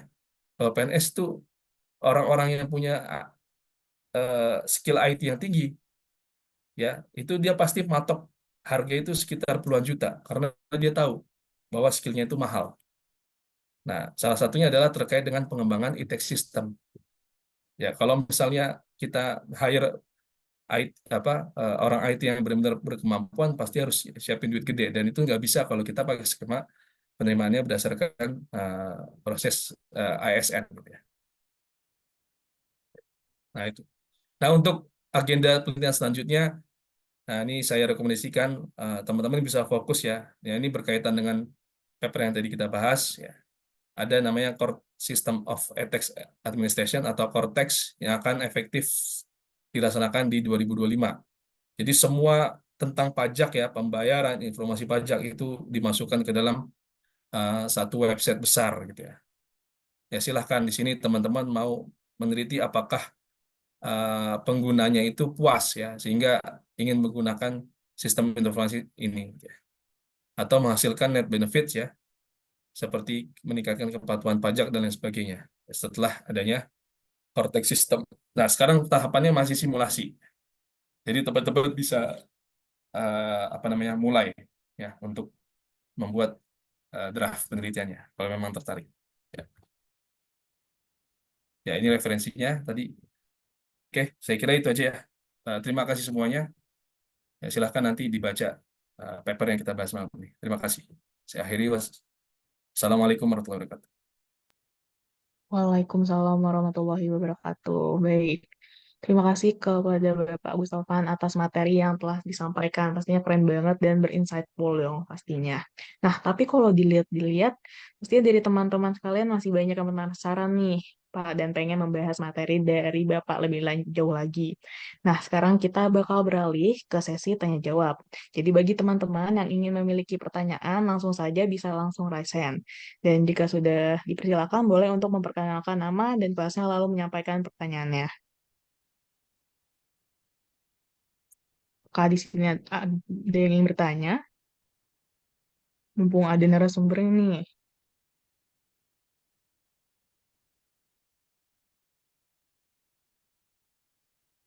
Wih, udah banyak nih. Mungkin lihat yang pertama kali raise hand itu ada dari Kairina Andini, dipersilakan. Oke, sebelumnya selamat malam kepada Bapak Pemateri, yaitu Pak Gustafan Mahmud, SPD MSc. Sebelumnya terima kasih banyak Pak atas materinya yang begitu insightful untuk kita, para mahasiswa, khususnya yang masih berada di jenjang S1 gitu ya Pak. Mungkin di sini ini pertanyaan saya singkat aja kali ya Pak, terkait yang e-filing atau e-form tadi. Nah, e-filing sama e-form tadi itu kan seperti yang Bapak bilang, itu terobosan baru dari DJP untuk para masyarakat gitu, untuk ini kan ya Pak, penggunaan pajak, yang dimana itu tuh ada sistem yang bisa mengisi G-form atau mengisi inian link secara online gitu ya Pak. Nah, terus kira-kira nih Pak, dengan menggunakan e-filing atau e-form tersebut, apakah suka ada kesalahan atau kekeliruan terhadap data yang diambil dari data-data yang diisi oleh masyarakat tersebut. Dan kira-kira kalau semisalkan e-filing atau e-form tersebut udah diisi, langkah selanjutnya tuh apa sih Pak untuk apa ya, khususnya tuh untuk para Direktorat Jenderal Pajak tuh melakukan terhadap data-data yang udah diisi sama masyarakat itu. Mungkin itu aja. Terima kasih Pak. Ya, terima kasih. Ternyata pertanyaan tidak sesingkat itu ya. Oke, jadi e-filing dan e-form itu sebenarnya udah lama, bukan terobosan baru. Sudah diinisiasi di 2007 waktu itu. Jadi sudah lama itu. Cuman memang sampai sekarang masih digunakan dan masih menarik untuk diteliti. Nah, itu poinnya. Jadi, nah ini ya, mungkin buat teman-teman, penelitian itu bukan sesuatu isu yang baru muncul, bukan. Kita paper itu tidak hanya fokus ke yang baru muncul. Yang sudah lama muncul, kalau memang belum diteliti, itu menjadi peluang.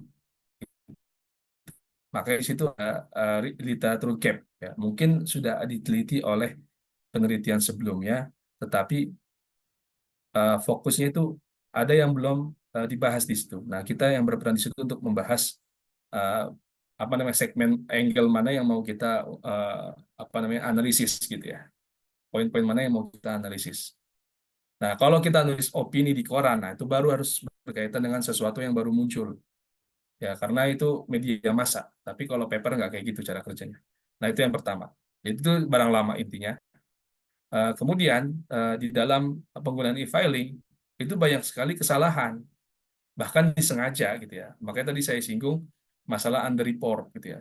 Jadi ada orang yang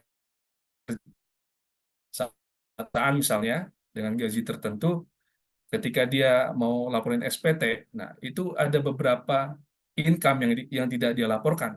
Itu seringkali terjadi. Nah, itu makanya DJP harus kerja keras untuk yang namanya data matching gitu ya. Jadi berbagai sumber informasi keuangan, ya entah itu transaksi di bank, itu DJP harus punya. Nah, di tahapan selanjutnya, termasuk nanti dalam Cortex Administration System, itu e-filing itu sudah diisi sama DJP nanti. Namanya pre-populated e-filing. Ya. Jadi e-filing yang sudah diisi oleh DJP apa? Nah, DJP sudah dapat data kita nih, ya transaksi kita di bank. Kita dapat transferan dari mana aja. Nah, itu diidentifikasi oleh DJP sebagai income. Nah, itu menjadi objek pajak kan, oleh DJP dianggap objek pajak. Di filing ketika kita login, itu udah ada angkanya. Nah, tetapi itu pun ada celah untuk tidak patuh. Nah, itu ada teorinya namanya omission bias. Nah, jadi omission bias itu adalah kesalahan yang dilakukan secara pasif. Maksudnya gimana? DJP sudah isi nih angkanya. Oh, lu kerja di 3 tempat nih, income lu 50 juta, padahal dia kerja di 5 tempat. Nah, karena DJP mengakui dia kerja di 3 tempat, ya udah gue submit aja yang dua tempat gue laporin. Bisa terjadi seperti itu. Tetapi itu kan tidak dilakukan secara pasif oleh wajib pajak. Orang udah diisi duluan so sampai JP dia tinggal submit, sah-sah aja gitu. Nah, itu namanya omission bias. Tetap ada celah untuk tidak patuh. Gitu ya. Nah, langkah selanjutnya, nah tadi sudah saya disclose di slide terakhir. Cortex Administration System. Ya, jadi e-filing, e-billing, kemudian e-faktur, ya, e-government dan lain sebagainya itu masuk ke satu website namanya Cortex Administration System atau SIAP bahasa Indonesianya, ya. Sistem inti administrasi perpajakan. Termasuk nanti peraturan, termasuk nanti perhitungan tarif dan lain sebagainya ada di situ semua dalam satu website besar. Nah, makanya teman-teman ada peluang tuh kalau mau fokus terkait dengan nanti penelitiannya temanya administrasi pajak. Nah, itu bagian dari public policy itu sebenarnya. Bagian dari rumpun ilmu ekonomi pembangunan, potensial juga untuk meneliti tentang itu. Ya, kira-kira begitu ya jawabannya. Semoga menjawab. Sangat terjawab, Pak. Terima kasih banyak, Bapak, atas jawabannya. Oke, terima kasih jawabannya dan juga pertanyaannya.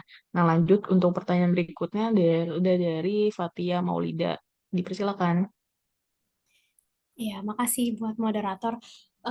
Saya izin mau tanya, Pak.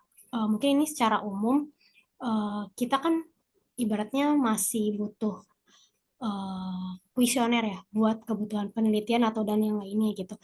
Tapi tuh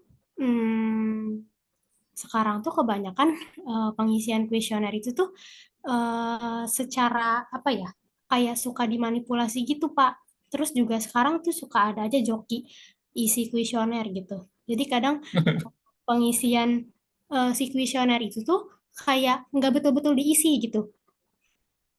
Jadi kayak juga kadang juga kan orang juga suka males yang ngisi kuesioner, jadi kadang pencet asal pencet gitu, asal pencet poin kayak gitu. Nah itu tuh nanti berdampak gak sih Pak sama hasil penelitian kita, kayak ini tuh nanti penelitian kita ada nilainya apa enggak gitu dari si pengisian kuesioner itu gitu, sama valid atau enggaknya gitu. Itu aja sih Pak. Pertanyaannya, makasih Pak. Ya, terima kasih. Bisa atau enggaknya itu benar-benar sesuatu yang nggak bisa saya jawab sekarang ya. Karena apapun yang dijawab oleh responden entah itu dia dipaksa atau nggak dipaksa, entah itu pakai joki dan sebagainya, tetap itu data yang dikumpulkan dan nanti dibuktikan secara statistik. Nah, kewajiban peneliti itu adalah mengungkapkannya secara statistik. Nah, cuman di belakang itu ada etika harus dipegang, gitu ya.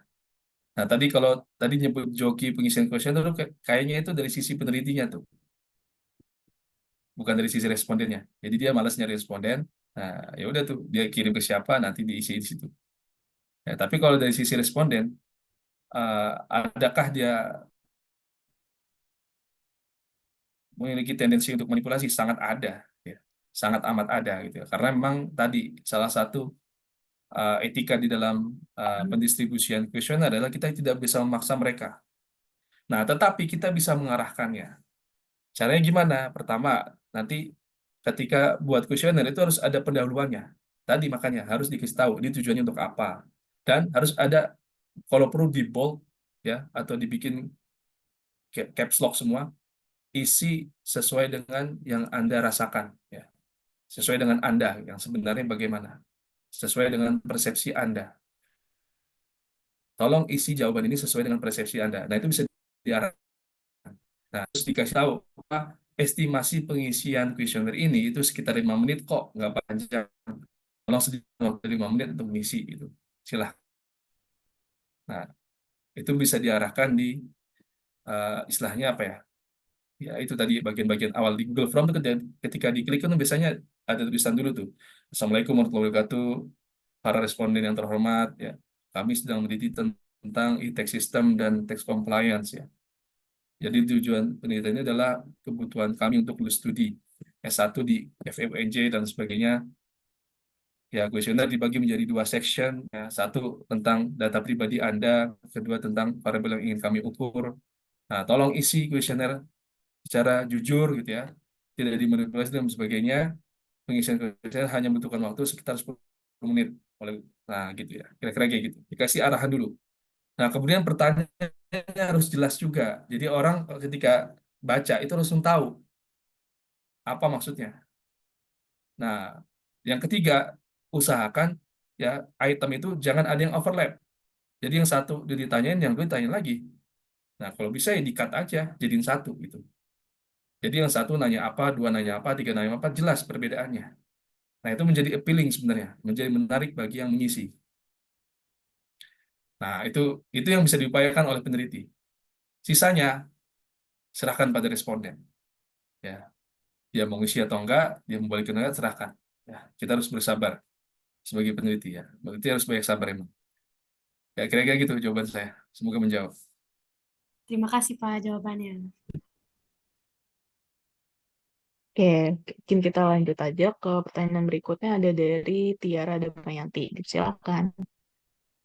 Oke, terima kasih moderator atas kesempatannya dan terima kasih juga kepada Pak Gustofan atas materinya tadi.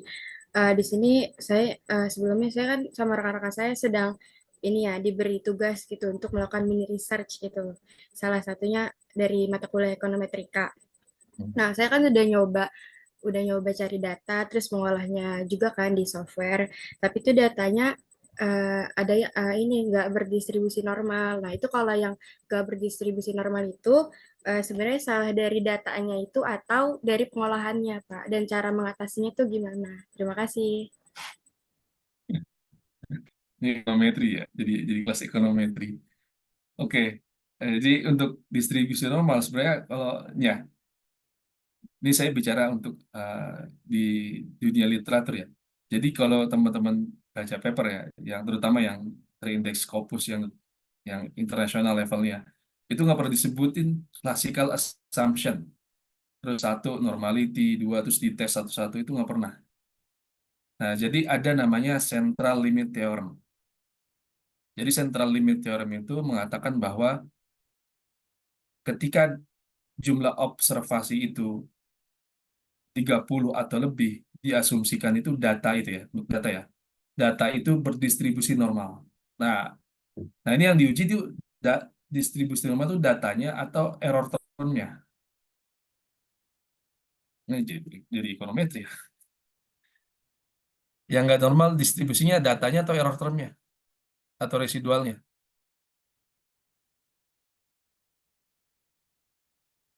Halo, mana yang nanya? Datanya, Pak. Setelah kan Datanya. habis regres tuh kan ada uji asumsi Oh, berarti klasikan itu yang ada. residualnya kalau habis regres. Iya. Ya, habis ya itu residualnya. Gitu ya. Nah,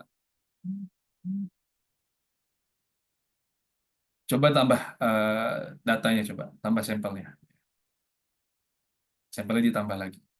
Emang berapa yang dikumpulin sampelnya?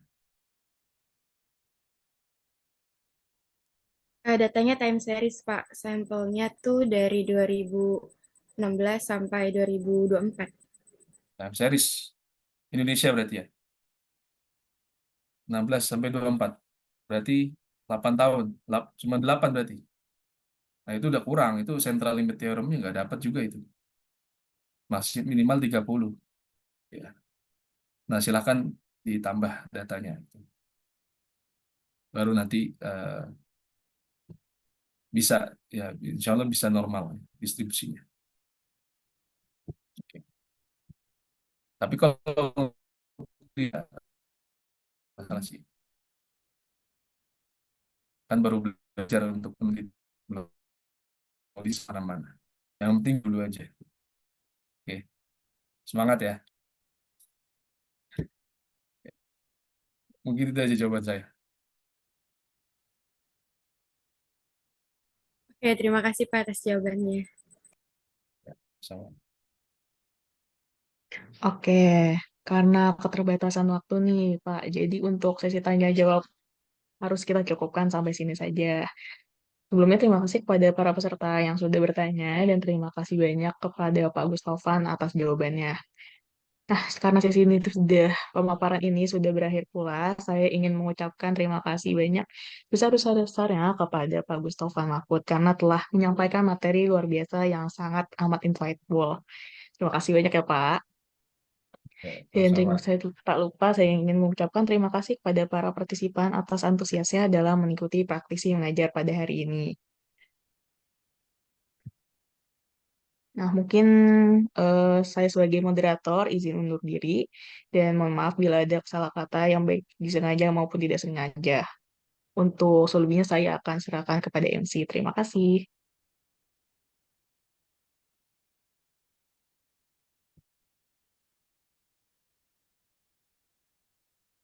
Wah, luar biasa sekali ya Kak Siva materi yang sudah disampaikan oleh pemateri kita tadi. Kami ucapkan terima kasih sebesar-besarnya kepada Pak Gustafar Mahmud atas pemaparan materi yang sangat bermanfaat ini. Amin, amin. Terima kasih juga kami ucapkan kepada moderator kita, yaitu Kak Cinta, yang telah memandu sesi materi tadi dengan sangat baik. Semoga sukses selalu ya, Kak Cinta. Nggak terasa ya Kak Siva, acara ini mulai dari awal tadi, dari penyampaian sambutan sampai materi, kini hampir sampai di penghujung acara.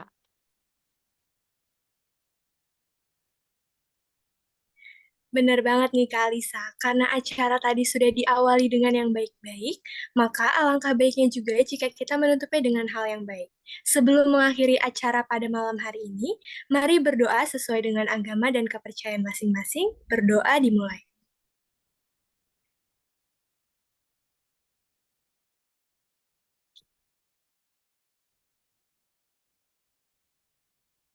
Berdoa dicukupkan untuk hari ini. Amin.